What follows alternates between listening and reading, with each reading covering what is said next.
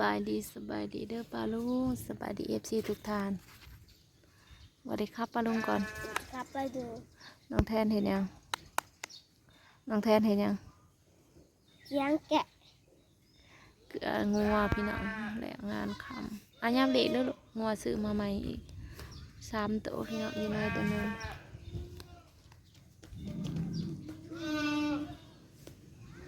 ไผมาพุ่นแล่นไปหับเอากันได้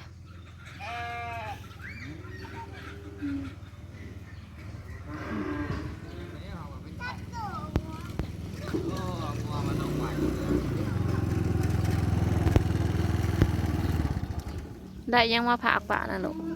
คือได้สุดงามแท้โอ้มามือนี้ใส่เกือบโอ้ยขี้ดีอะเด้ดากใหญ่ๆนะเด้ใส่สุดในแหงดากแหงกระใหญ่ยี่เขายังเอาให้เขามากินข้าวน้ำบ้าปลาตากแหงแล้ว นั่งเละฮะก็ออกจากตู้เย็นนี่เอาเมื่อวานนี่คอยกระซิโมกินหางป่าในกลางลายตากแห้งกินเห็ดปลาแดดเดียวหน่อยทอดปลาจะเสียวยังเอายังนะลูกมันมียังเอาว่าเป็นไข่ไข่เนี่ยกินขนมจะเสียวบ่เพิ่นว่าลูกเพิ่นว่าขนมได้เชืองตายคักบาทนี่กูชิบหายไวรอดโดนมึงบักแทนแปลงพันเอาให้น้องซะลูกโอ้ยใส่สุดไอแปลงฟันเฮ็ดนะจักบาทเฮ็ดนะบ่เฮ็ดนะจักบาทแพงกระดอเอาให้อ้ายอีร้อยจังไปย่างกินนะลุงแซ่บเฮ็ดนางผ้านั่นใครสิไปย่างอ๋อข่อยนั่นซื้อคันมีหลายๆนะข่อยได้ย่างกินต้นเอามาเฮ็ดอะไรแกงบ่เป็นตะกี้หนึ่งเลยเฮ็ดสม1 ขั้นเกลือกินแล้ว1 ขั้นเกลือตำมันนะใส่ตำอันเอียงมันมีหยังห้องเนี่ยตำหัวกระเทียมตำกระเทียมใส่จากยางงอตัวไหนช่องโตนดิเอามาใหม่บ่ก็ได้เนี่ยอันนี้ก็สิได้ไปซื้อปลากระป๋องแล้วมากินแกดเบิร์ด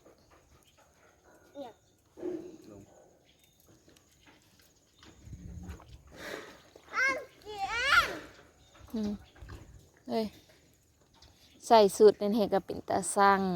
ได้สูตรมาแต่ทางใดลอยฮะบ่ได้สูตรมาแต่ทางใดเป็นตาสั่งแท้ได้กระเป๋ามาแท้ลูกสั่งสื่อได้จะปีแล้วต้นเป็นจะปีเลยแต่ข้าวทีบ้าสื่อกับเป่าสื่อเบิดปีสื่อหลายปีแล้วเขาก็เอามาใส่เนี่ยบะหมี่กับเปาใส่เกลือมาใส่ก็แจวมันกินหมองไหมไปก่อยรู้แล้วโรดีเห็นดิไปแบบว่าอะไรโรดีนะอาจจะโรดีก็กินให้มันมืดได้ป่ามาถืออันนี้ฮะในบ่วงมาโจกพร้อมเด้อเมื่อไหร่พี่น้องได้มักม่วงดอกมาสู่กินกระปุก1บ่กระปุก1เต็มเลยเราซื้อมาแต่ใส่เนาะเราเห็ดเองแซ่บเลยให้กระปุกมันเป็นกระปุกทองม้วนเนี่ยแซ่บน้ำกับท่อกระแตกเดี๋ยวนี้นะท่อกระแตกพวกพี่ท่อแตกมึงในเฮ้ยมันเข่าไปเหยียบเฮ้ยงัวซาวงัวซาวทองหาโตเลยซื้อมาใส่บืนมันดีดนม2 คนยังคือรีนม2 คนเราไปใส่เข้าไปแล้วบอจูนั่นนะอยู่ว่าใส่ต้นฟางฮะใกล้ต้นฟางนั่นตอนหนาต้นพางนั่นต้นฟางนั่นที่มันอยู่ข้างยาบ้านล้างทรงไทยนี่บ้านลังทรงไทยในโคกนะกายร้านข้ามแยกไปได้ยังมีต้นพางอันนี้โฮมพางนั่นมันต่อด่านค่ะเงินสีฟ้าหัวจะโตหัวจีจิตโตแต่ว่าหัวซาลา อยู่สองคู่ แล้วก็บริษัท โอ้ลูกไผ่หลานไม่ใหญ่ดำใส่ทองผู้ได้นี่พี่น้องเลย บาทละ70 บาท เอาใส่ค่ะ ถ้าแกงามอยู่ว่าทางกลางมาใช้ มันบริด มันบ่มีผายผูกแขนใส่ก็เลยใส่ ำผายผู้แค่น่ะเอาบ่เลย ปล่อยออกแล้วนี่มันหัดมือไป เอามาผูกไหมอืมถือถั่วยมา เอาบ่วงมานำอยู่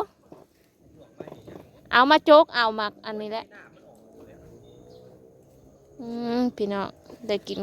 ของสมเลยพี่น้องเปรี้ยวปากเลย เสียนะใช่ เปรี้ยวปาก มันโตขีดินเนี่ยโตวะค่ะ นั่งกูจะคิดอยู่แค่ไหนน่าดีเทน ไปสิจากน้ำเจ้า น้ำมันแตกว่ะที่มันเป็นยัง มึงกับผับพวนไว้แล้วมึงกับมัดไว้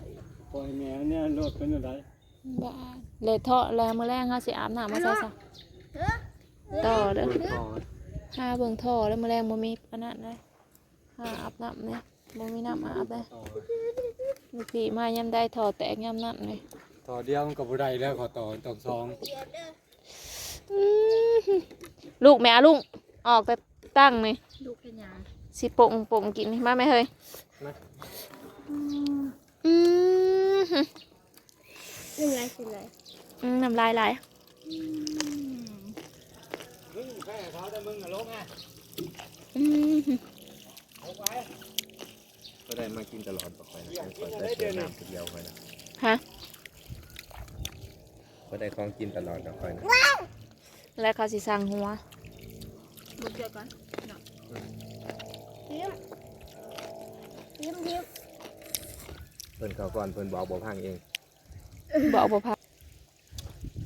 อันน้องต้นกับน้องลุงนะพี่น้องเขาน้ำลังนะเขาในอยู่ในกินนะเขาค้นหายผู้เขาอยู่ก่อนเป็นปีนะบ่ได้กินพี่น้องเอ้ย แล้วก็ด่าหัวคอยหาเบา ด่าหัวบ้าว่าเขาบ่ได้เบิ่งคลิ มั ป นเผ็ดดุ พอแล้วกูเบิ่งอะไรเดี๋ยวสิไปหาตีไปปากแล้วข่อยนอแพท นี่ร้อยอย่าหืนมันเผ็ด จำรถลูก ขนาด ช่องเดือนแหละ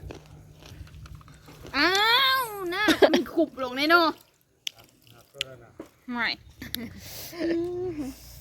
เดี๋ยวว่าตัวนี้นะซองหา ง่ายๆฮะ ของพก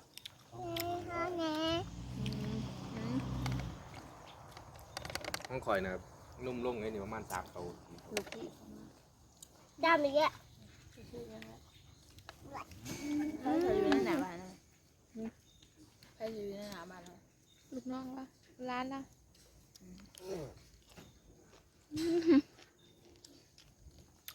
จองแบบถุงไปแล้ว นั่นแล้วบอกให้ข่าวไปอยู่น้ำข่อยบ่ข่าวไป น้องต้นนะเขาไปน้ำล้างเขาน่ะได้กินทุกอย่างพี่น้องเอ้ยได้อยู่นะกินกับคนหายผู้เขาอยู่ก่อนแล้วหอบ่ได้กิน ไอ้หมอมาจีคูบพ่อมึงอีกหรอ นี่รถ เขาบอกบ่พังบ่ มันกันแล้วแต่ ชอบผู้เมียนะแต่ว่าน้องต้นนะอยู่น้ำแม่พี่น้องแต่ชอบผู้เมียนะเขาอยู่น้ำลูกไผ่ลูกสาวลูกเคย โมเมนต์อยู่เห็นคนละบอล เฮ็ดคนละบอล ไอ้ลุงกันเนาะไอ้เรามีถืออะไรมานี่เฮ้ยเอา นั่น มาใส่อันนั้นคุณชนะมา เบิดเอาพี่น้อง เบิร์ดเลยกินอยู่หามึง ผู้เอามาให้กินก็ยังกิน ไม่เอามาสู่กินเนาะอย่าให้มันหลุดอย่าให้มันหลุดสิล้ม มาน้องพากันสีดยางงัวพี่น้องเด้เข้มยาตัวนี้ได้ซะเฮ้ยมือหนึ่งงัวเตะตับเอิกข่อยมือนี่ ไปเห็บนั่นแหละมีเอาบะเดี๋ยวว่าบึงตัวมันเนี่ย มันกินรถนา อันนั้นมันกินแล้วนะมันอยาก มันบ่เผ็ด ปลาหมึกเปล่าแล้วจะปะ ลุงเพราะว่างัวตัวนั้นอะ ลุงน่ะลุงอย่าผูกขาแล้วงัวหัวนมมันขาด หัวนมมันขาดหน่อยหนึ่งพอดีมันเจ็บมันนั่นน่ะมันเตะตับเหรอเอามันจุกหน่อยหนึ่งลุงจะหายหัวข่อย ทุกข์นะว่าบาทนี่ อ้าวตายบัดนี้เอ้า บุแมนดึงเขาสิ ข่อยพยายามดึงเข่าร้ายกลัว